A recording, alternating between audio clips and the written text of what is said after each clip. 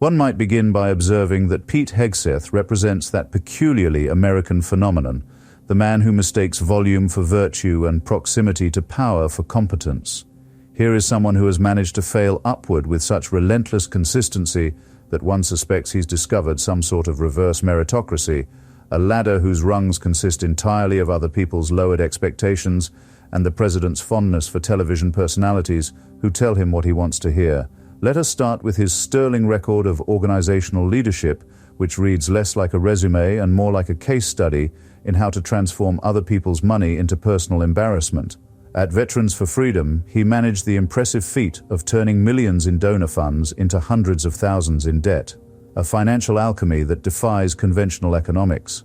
By 2009, this champion of fiscal responsibility had to pen a humiliating letter to donors, confessing that the organization had less than $1,000 remaining and nearly $500,000 in unpaid bills. The veterans he claimed to champion might have been better served if he'd simply distributed the funds randomly on a street corner. At least then, someone would have benefited. But why learn from catastrophic failure when you can simply move on to fresh opportunities for disaster? Thus began his tenure at Concerned Veterans for America, a Koch-funded organization that Hegseth apparently interpreted as licensed to run a traveling fraternity party on someone else's dime.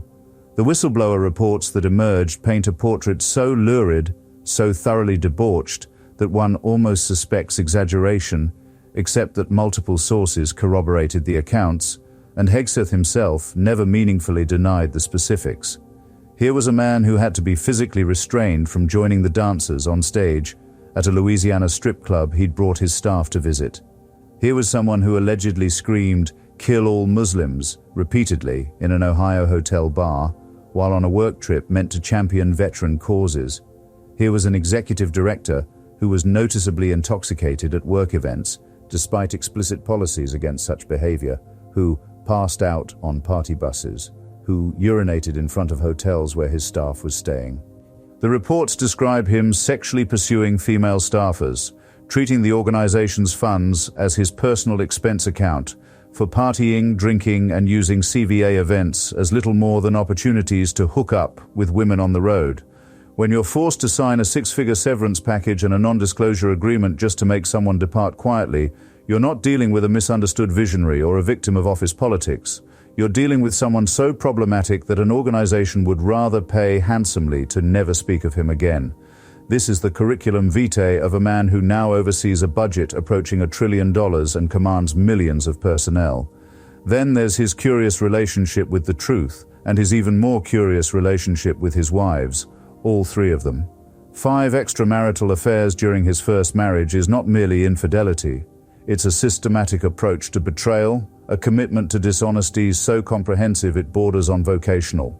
He was cheating on his first wife with his second while working at a veterans advocacy organization. He impregnated his third wife while still married to his second. This is a man who apparently views wedding vows the same way he views organizational budgets, as suggestions to be ignored when inconvenient. His second wife reportedly became so fearful that she hid in a closet from him and established a safe word system with family members to signal when she needed help escaping. An affidavit from his former sister-in-law alleges patterns of abuse and alcohol problems spanning years. His ex-wife has disputed some characterizations, but the very existence of emergency extraction plans suggests a household rather far from the stable, honorable image Hegseth projects. And yet this man, who couldn't maintain basic fidelity to the women who trusted him most, now expects us to believe he can be trusted with the nation's most sensitive secrets and the lives of millions of service members. His views on women in combat reveal not just reflexive sexism, but a profound intellectual laziness that seems almost pathological. He claims standards have been systematically lowered to accommodate women when every credible military official, every policy document, every factual review confirms they have not. Women who graduate from Ranger School, one of the most grueling combat courses in existence, meet precisely the same requirements as men. The women flying fighter jets, serving in artillery units, working in infantry roles, have earned their positions by meeting identical, gender-neutral standards. This isn't disputed. This isn't controversial among people who actually know what they're talking about. This is simply fact. But Hegseth persists in his fantasy because acknowledging reality would require him to surrender his cherished grievance, his comfortable prejudice, his conviction that the military has been contaminated by wokeness. It's far easier to blame imaginary political correctness than to confront the uncomfortable truth that women can do jobs he insisted they couldn't. He's abolished the Defense Advisory Committee on Women in the Services, an advisory body that existed for over 70 years, created by General George Marshall, because apparently the institutional knowledge of 7 decades is less valuable than Hegseth's gut feelings formed while watching Fox News. His speech to senior officers at Quantico represented performance art masquerading as leadership. Here was the youngest, least experienced person in a room full of colonels and generals, many with combat experience, wounds and decorations that dwarf his own, lecturing them about warfighting as though they were errant schoolchildren. The condescension would be breathtaking if it weren't so thoroughly unearned.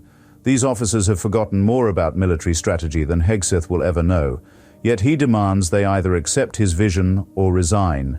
It's the ultimatum of someone who mistakes authority for wisdom and a title for competence. Then we arrive at his championing of war criminals, and let us be excruciatingly clear about what we're discussing. These are not cases of soldiers making split-second decisions in ambiguous combat situations. These are men who murdered unarmed civilians and were convicted by courts martial composed of their fellow service members. Clint Lawrence ordered his troops to fire on unarmed Afghan men. Members of his own platoon testified against him. Matthew Goldstein murdered an unarmed Afghan detainee and then burned the remains. Eddie Gallagher was convicted of posing with a corpse and accused by his own SEAL team members of shooting civilians. Hegseth lobbied Trump to pardon or grant clemency to all of them, arguing they killed the right guys in the wrong way, and that accountability amounted to persecution. This is moral reasoning fit for a sociopath. The soldiers who reported these crimes did so out of duty, honor, and a commitment to the laws of war that separate legitimate military action from atrocity. Hegseth dismissed them as obstacles to lethality, as though murder and effectiveness were synonymous. When you view accountability as political correctness and war crimes as mere matters of perspective, when you deride military lawyers as jagoffs for doing their jobs, you've abandoned any claim to moral authority or fitness for leadership. His tenure as Defense Secretary has been less an exercise in management than a masterclass in what not to do with classified information. The Signal chat scandal would be almost comical if it weren't so genuinely dangerous. Discussing imminent airstrikes, including specific timing, aircraft types, and operational details, in an unsecured messaging application that inadvertently included a journalist, isn't merely incompetent. It's the kind of catastrophic judgment failure that would result in immediate court-martial for any ordinary service member. When confronted, Hegseth declared with his characteristic blend of arrogance and ignorance, "I know exactly what I'm doing." Defense officials immediately noted that his most junior analysts know not to do this. Then it emerged there was a second Signal chat where he'd shared classified information about Yemen strikes with his wife, his brother, and his lawyer, this after being explicitly warned not to share sensitive information on unsecured channels. If this were anyone else, they'd be sitting in a cell at Fort Leavenworth, contemplating their mistakes. But Hegseth dismisses it all as fake news and blames disgruntled former employees. And then, because apparently we haven't quite reached maximum farce, there's the matter of the syringe.